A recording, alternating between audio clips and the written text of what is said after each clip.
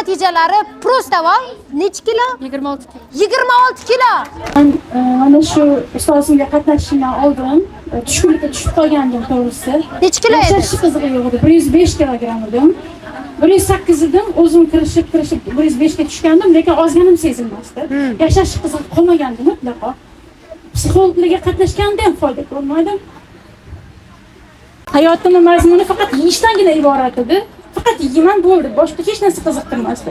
Qatnashganimda siz kuchlisiz, siz irodalisiz, siz uddalisiz degan gaplar menga motivatsiya berdi. Psixologlarning darslari va eng muhimi men o'zimga va atrofimdagilarga tibbiy qayerdir bezovta qilganda har qanday tibbiy maslahat bera oladigan darajada tibbiy savodxonligim oshdi va qarindoshlarimni bir ikkitasini ozdirganimda kamida 6 kilodan ozishdi. Niyatim agar juda qimmat bo'lmasa, dietologiya sohasida o'qish va mana shu sohada ustoz bo'lish.